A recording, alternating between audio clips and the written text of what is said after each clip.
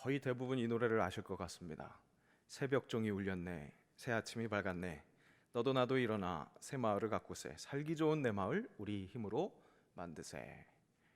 잘 알고 있는 노래입니다. 이 노래와 아마 함께 불릴 만한 그 또 다른 노래가 있었죠. 잘 살아보세, 잘 살아보세, 우리도 한번 잘 살아보세. 이 우리나라 경제 재건에 큰 역할을 감당했었던 이 새마을 운동, 새마을 운동을 생각나게 하는 그런 노래입니다. 다른 나라의 경제 세우기의 롤 모델이 되기도 했었죠. 얼마 전에 청년부 농촌 선교 봉사 활동이 있었습니다. 유인 목사님 모시고 응원차 방문을 했습니다. 청년들이 녹색 모자를 다 쓰고 있는 거예요. 무심코 지나쳤는데 청년부 담당 장로님의 이야기를 듣다 보니까 격세지감을 느낄 수 있는 에피소드를 경험하게 됐습니다. 청년들이 쓰고 있었던 모자는 실은 그 장로님이 회사에서 야심차게 디자인해서 함께 쓰려고 했던 모자였다고 합니다. 디자인을 열심히 예쁘게 한다고 했는데 어쩌다 보니까 이 새마을 운동 모자를 연상시키게 하는 그런 디자인이 됐다는 거죠. 왠지 새마을 운동하면 조금 촌스러운 이미지가 있잖아요. 우리 동네 이장님들 쓰는 그런 이미지가 있으니까 반응이 별로 좋지 않았었다는 겁니다. 그래서 충분하게 활용하지 못하고 창고에 모셔놨었던 거죠. 근데 농촌 봉사활동, 이제 햇볕이 많이 이제 노출되는 그런 활동들이 예상되니까 이 부장장로님이 이 청년들을 생각해서 이 모자를 활용하기 위해서 가져와서 이제 나눠준 겁니다. 그런데 이 청년들의 반응은 별로 나쁘지 않은 겁니다. 요즘 청년들 왜 그럴까요? 새마을 운동을 모르는 겁니다. 그러니까 새마을 운동 모자도 당연히 알 수 없고, 그러니까 초록색 모자가 그렇게 촌스러워 보이지 않은 겁니다. 그때서야 깨달았습니다. 이제 새마을 운동을 모르는 세대가 되었구나. 아니나 다를까 중간에 합류하신 다른 권사님은 청년들 모자 쓴 것을 보고 왜 이상한 모자를 썼냐고, 농촌하고는 어울리는 모자네, 이런 이야기를 하시더라고요. 이제 세대를 새마을 운동 아는 세대와 모르는 세대, 그렇게 구분할 수도 있겠다라는 그런 에피소드가 되었습니다. 새마을 운동, 그것이 일어났었던 시기에 우리의 나라의 상황은 정말 일하는 것이 절실히 요구되는 시대였습니다. 또 우리 국민들은 그 필요에 제대로 부응하는 그런 민족성을 가지고 있었습니다. 전쟁 후에 처참했던 그 상황이 잘 살아보자라는 구호를 필연적으로 그렇게 유발할 수밖에 없었지만, 꼭 못 사는 사람들이 어떻게든 우리 잘 살아봅시다, 그렇게 열심히 일하는 것 아니기에 우리 민족에게 그 열심히 일함이라는 것이 유다른 특성이다라고 말해도 될 것 같습니다. 그런 민족성 덕분인지 정말 한국의 근현대사는 이 잘 살아보세라는 그 기대, 소망에 부응하는 그런 역사였습니다. 한강의 기적이라는 그야말로 놀라운 기적을 일궈내고 함께 누린, 그렇게 체험한 민족이 바로 우리 한민족입니다. 그리고 그 속에 한국교회는 중요한 역할을 하면서 함께 했습니다. 함께 열심히 일했고, 함께 열심히 하나님 의지했고, 그래서 함께 그야말로 이젠 잘 먹고 잘 살게 됐습니다. 하나님 은혜가 아닐 수 없습니다. 성령께서 언제나 어디서나 함께 하신다고 믿는 우리 그리스도인들은 이렇게 우리 민족에 열심 있는 그 민족성부터가 하나님께서 주신 은혜라고 말할 수밖에 없는 우리이기에 분명히 이것은 은혜입니다. 그렇게 은혜로 잘 먹고 잘 살게 된 한국과 한국교회, 이제는 정말 꽤나 잘 살고 있습니다. 요즘 한국 곳곳 어디를 가도 참 잘 해놨습니다. 공원이 참 잘 돼 있고요. 어떤 테마가 있는 박물관도 많기도 하고 참 잘 해놨습니다. 지난 주간에 이 지척에 있지만 항상 그 앞에만 지나다녔었던 서울 역사박물관을 한번 방문해봤습니다. 정말 잘 해놨더라고요. 그런데 서울만 잘 해놓은 게 아니라 요즘에 지방을 가더라도 지자체에서 워낙 잘 해놔서 어디고 잘 해놨습니다. 세계 어디를 다녀봐도 이렇게 잘 해놓는데 그렇게 많지 않습니다. 가장 좋은 것은 아니더라도 우리나라에 참 많은 것들이 정말로 훌륭한 수준입니다. 그야말로 잘 살게 된 것입니다. 그래서 그런지 패러다임이 많이 변화되었습니다. 새마을 운동을 잘 모르는 세대들은 일을 그렇게 열심히 할 필요가 없다고 생각합니다. 잘 살고 있는데 피땀 흘려 열심히 일할 필요가 없다는 거죠. 그래서 우리 어른들은 걱정하십니다. 이러다가 당신들이 경험했었던 그 잘 못 사는 상황, 그 상황으로 돌아갈 수 있다고 걱정하는 겁니다. 그런데 오늘 저를 통해서 제기될 문제 제기는 어른들이 가지고 있는 그 젊은 세대를 향한 걱정, 분명 우리가 걱정해야 할 것 그것도 맞지만 어른들의 시각으로 걱정할 것이 아니라 좀 더 근본적인 진짜 문제를 걱정해야 한다는 것입니다. 일을 이렇게 중요하게 여기지 않고 별로 열심히 일을 하지 않는 것을 걱정해야 할 이유는 우리가 다시 잘 못 살게 될까 봐가 아니라 우리 인간에게 있어서 일 그 자체가 소중한 것이기 때문입니다. 일은 하나님의 명령이기 때문입니다. 오늘 본문의 말씀은 안식을 이야기합니다. 그런데 우리가 간과하고 있었던 것은 안식일을 기억하여 거룩하게 지키라는 말씀, 그 말씀에는 바로 엿새 동안은 힘써 내 모든 일을 행하라 라는 그런 전제가 깔려 있었다는 사실입니다. 오늘 말씀을 좀 더 깊이 있게 이해한다면 일과 쉼과 일, 그것의 균형이 중요하다는 것을 일깨울 수 있습니다. 여러분 한번 질문해 보겠습니다. 여러분은 일하기 위해 쉬십니까? 쉬시기 위해 일하십니까? 무엇이 맞을까요? 우리는 흔히 오늘의 본문을 안식이 중요한 것으로만 인식해왔었습니다. 분명 안식이 중요합니다. 하지만 안식이 중요하고 그 가치를 더욱 높여주기 위해서는 꼭 필요한 전제, 엿새 동안에 열심히 일함이 필요하다는 사실입니다. 즉 서로의 균형이 꼭 필요한 부분이라는 것을 알 수 있습니다. 꼭 어떤 것이 더 중요하다라고 말하기 어려울 만큼 둘의 균형이 중요하다는 것이죠.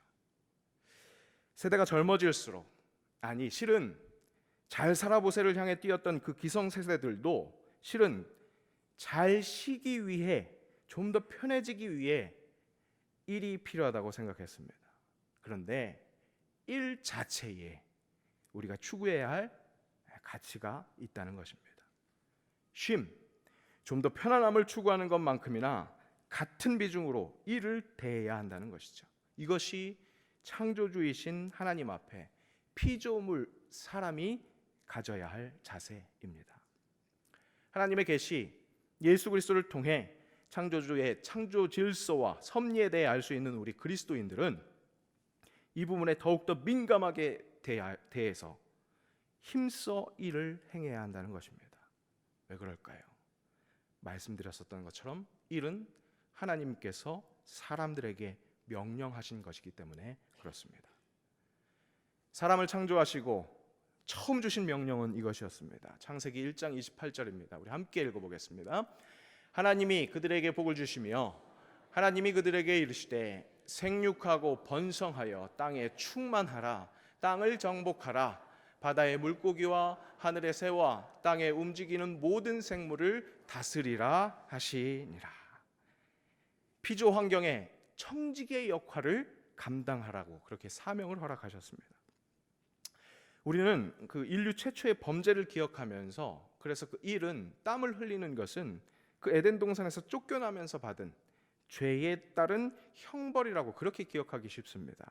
바로 이 말씀 때문이지요. 창세기 3장 17절 이렇게 기록되어 있습니다. 아담에게 이르시되 내가 내 아내의 말을 듣고 내가 내게 먹지 말라 한 나무의 열매를 먹었은즉 땅은 너로 말미암아 저주를 받고 너는 내 평생에 수고하여야 그 소산을 먹으리라.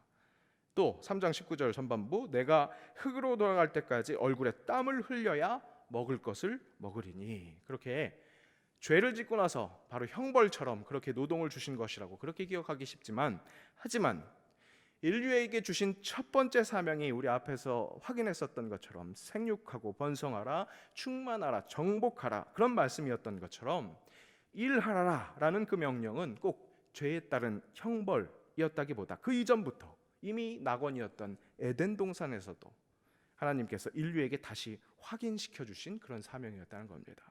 왜냐? 창세기 2장 15절에도 또 나타나거든요. 한번 읽어볼까요? 여호와 하나님이 그 사람을 이끌어 에덴 동산에 두어 그것을 경작하며 지키게 하시고, 그렇게 일을 주셨다는 겁니다. 그리고 시편 기자는 그렇게 사람에게 허락하신 일이라는 사명에 하나님께서 도우심으로 함께 하신다고, 그렇게 하나님의 도우심이 없으면 모든 것이 헛된 것이라고 그렇게 노래합니다. 시편 127편 1절 또 함께 읽겠습니다. 여호와께서 집을 세우지 아니하시면 세우는 자의 수고가 헛되며.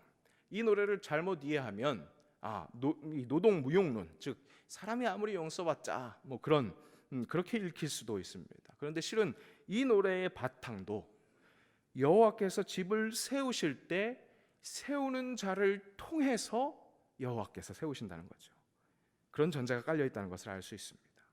이렇듯 우리 주변에 산재되어 있는 모든 일, 특별히 나에게 맡겨진 그 모든 일, 그것은 창조주의 창조 섭리 중에 하나라는 사실입니다. 이것을 종교개혁가 마르틴 루터는 이런 말로 확인시켜 줍니다. 하나님이 모든 생명을 먹이신다는 말씀은 농부와 다른 일꾼들의 수고를 통해 인류에게 먹을 거리를 베풀어 주신다는 뜻이다. 그렇게 이야기합니다. 이 일의 중요성은 이렇게 창조주의 섭리로 설명할 수 있는 것뿐만 아니라 우리 주님이신 예수님께서 솔선수범으로 확인시켜 주신 그런 말씀에서도 드러납니다. 요한복음 5장 17절, 내 아버지께서 이제까지 일하시니 나도 일한다. 공생애를 추적해 보면 예수님의 공생애는 정말로 열심히 일한 그런 생활이었다고 할 수 있습니다. 이렇게 말씀에서 찾을 수 있는 일의 중요성 때문인지 영성, 즉 이 하나님을 온전히 따르는 그 삶을 추구하는 그런 수도원에서도요, 이 노동을 경건생활, 이 영성생활에서 빼놓을 수 없는 부분으로 강조합니다. 하나님을 온전히 찾고 더욱더 깊숙이 알아가는 데 있어서 예배를 통한 영적 안식뿐만 아니라 일상에서의 그 일 또한 꼭 필요한 부분이라는 것이죠. 그러니 그렇게 하나님을 찾아가야 할 우리는 쉬기 위해서 일하는 것도 아니고 일하기 위해서 쉬는 것도 아닌 하나님을 알아가기 위해서 쉬기도 하고 열심히 일하기도 해야 한다는 사실입니다. 그래서 한 성경학자는 이런 말을 남기기도 했습니다. 하나님의 선한 섭리는 늘 일하는, 더 구체적으로 말하자면 일과 쉼을 지속적으로 반복하며 살아가는 인간을 포함하고 있다. 인생에게 꼭 필요한 목적, 우리가 살아가는 이유는 일하기 위함도 쉬기 위함도 아닙니다. 하나님을 알기 위함입니다. 그러기 위해 일도 하고 쉬기도 하는 그 둘의 균형이 중요하다는 것입니다. 그래서 그런지 오늘 본문 말씀의 시작, 안식일을 기억하여 라고 할 때 이 기억하다 라는 말은 반드시 기억하라, 언제나 유념해 두라, 그런 의미를 가지고 있습니다. 이렇게 강조하는 이유는 이 말이 그 뒤에 바로 붙은 그 안식일만을 잘 기억하라는 뜻이 아니기 때문일 겁니다. 바로 안식일을 제대로 지키는 것이 하나님 주권을 제대로 인정하는 것이기 때문에, 그렇기 때문에 반드시 기억하고 유념하라는 의미로 읽힐 수 있습니다. 안식일을 그렇게 반드시 기억하고 유념하여서 하나님의 주권을 제대로 인정하려면, 그렇게 할 수 있으려면 엿새 동안의 일상에서의 그 열심, 그것이 있을 때 가능하다. 그 중에 특별히 기억하고 유념할 수 있는 것이 된다는 겁니다. 그렇다면 엿새 동안 힘써 행할 그 일은 무엇인가? 그것은 우리에게 주어진 일상의 모든 일을 뜻할 것입니다. 그것은 우리의 상황마다 모두 다 다를 것입니다. 어떤 분들은 일의 그 종류가, 수가 줄으신 분들도 계십니다. 어떤 분들은 정말로 중요한 일을 하고 감당하고 계시는 분도 계십니다. 어떤 분들은 사소한 일만을 감당하고 계시는 분들도 있을지 모르겠습니다. 하지만 그것은 일의 경중을 뜻하지 않습니다. 우리에게 맡기신 하나님의 일상, 그것은 우리에게 다 맡기신 일, 하나님을 하나님으로 알아가는 데 있어서 꼭 필요한 바로 그런 통로가 된다는 겁니다. 그런데 그 일상의 모든 일을 어떻게 할 것인가? 일하다라는 말의 원어는 봉사하다라는 뜻을 가지고 있는 말에서 유래되었습니다. 일상의 나의 모든 일이 그저 내 유익이 아닌, 유익을 위한 일이 아닌 타인을 위한, 공동체를 위한 일이 된다는 것을 잊지 말아야 하겠습니다. 사회적인 동물 인간입니다. 그렇게 창조된 인간은 그 모든 하는 일이 타인과 공동체와 연결되어 있고 결국에는 그 모든 일이 봉사하는 일, 사랑하는 일이 될 수밖에 없다는 것을 잊지 말아야 합니다. 여러분 한번 생각해 보십시오. 나의 직업이 과연 나만을 위한 일이 되는가? 결국엔 그 일이 어디를 향하고 있는가? 타인과 공동체를 향하고 있다는 것을 우리가 잊지 말아야 합니다. 창세기에서 최초 인류에게 맡기신 일이 바로 그 자연 환경, 이 모든 피조 세계의 청지기, 관리하고 돌보며 사랑하는 일이었다는 것을 기억해야 합니다. 우리의 일이 다르지 않습니다. 바로 그 일입니다. 아니나 다를까 오늘 본문에 내 모든 일이라는 말의 의미는 사명을 주어 파견하다, 그런 뜻이 있습니다. 결국 우리의 아주 하찮은 일부터 대단히 중요하다고 생각하는 그 모든 일은 하나님으로부터인 것이고, 그렇기에 모든 일을 하나님께 하듯이 해야 합니다. 사도 바울을 통해 말씀해 주신 말씀대로 말입니다. 우리 함께 읽어보겠습니다. 무슨 일을 하든지 마음을 다하여 주께 하듯 하고 사람에게 하듯 하지 말라. 안식하면서 모여서 함께 드리는 이 예배에서만 주께 하듯 하지 말고 일상 속에서 온전히 주께 하듯 최선을 다할 때 비로소 온전히 하나님께만 집중할 수 있는 그런 안식 속에서 참된 소망과 위로를 경험할 수 있게 됩니다. 오늘 말씀의 포인트는 안식일이나 혹은 안식일을 제외한 그 엿새, 그 둘 중에 하나에 있는 것이 아닙니다. 쉼이나 일이 우열이 있는 것이 아니라는 것입니다. 쉼이나 일 모두 하나님을 알고 인정하는 일이 된다는 데 방점이 있습니다. 온전히 쉬기 위해서는 열심히 일해야 합니다. 또 제대로 일하기 위해서는 온전히 쉬어야 합니다. 다만 오늘은 일주일의 가운데 시점, 힘써 일을 행할 시점입니다. 우리가 잠시 주회전을 찾아서 안식할 수 있었습니다. 그랬다면 다시 한번 힘을 내서 일상의 현장으로 출전하시기 바랍니다. 거기서 꼭 쉼이 필요할 때까지 일을 행하십시오. 그 속에서 하나님이 자신을 보여주실 것입니다. 봉사하는 일을 통해서 그분의 사랑이 얼마나 큰 것이었는지, 나를 향한 하나님의 그 인자하심, 그 사랑이 얼마나 큰 것이었는지 내 봉사를 통해서 내 주변의 사람들을 사랑하는 일을 통해서 확인할 수 있을 것입니다. 그리고 다시 안식 쉬십시오. 안식, 쉼을 갖지 않는 사람은 둘 중에 하나입니다. 일상에서 그다지 열심을 내지 않기에 나태하기 때문에 워낙 쉼이 필요 없는 그런 사람이거나, 아니면 분명 쉼이 필요한데 분명 그런 상태인데 오판하고 쓰러짐을 향해서 질주하고 있는 그런 사람입니다. 이제 우리가 서 있는 이 시점은 온전한 3일을 힘써 일을 행하며 그렇게 시간을 지내면 이제 주일을 맞이하게 됩니다. 그 주일 온전히 주님을 예배할 수 있도록, 안식할 수 있도록, 쉼을 누릴 수 있도록 오늘의 일상에서 주변 사람들에게 봉사하는 일, 사랑하는 일, 그렇게 하나님께서 나에게 맡기신 그 일, 그것을 힘써 행하는 우리 모두가 될 수 있기를 바랍니다. 그렇게 주님의 이름으로 축복합니다. 함께 기도하겠습니다. 하나님 말씀하신 대로 안식일을 기억하여 거룩하게 지키기를 원합니다. 그러기 위해 일주일 중앙에 서 있는 오늘 나에게 맡겨진 모든 일을 힘써 행하기 원합니다. 안식일을 지키라는 명령과 함께 엿새 동안은 힘써 내 모든 일을 행하라고 말씀하셨다는 그 사실 기억하게 하옵소서. 오늘 나에게 주어진 일상을 충실하게 살아내는 것이 주님께서 주의 자녀들에게 허락하신 권리요 또 의무라는 것 잊지 않게 하셔서 다른 사람에게 본이 되는 그런 알찬 하루를 보내게 하옵소서. 사랑하는 모든 일을 행하게 하옵소서. 그렇게 하나님을 알아가게 하옵소서. 예수님의 이름으로 기도합니다. 아멘.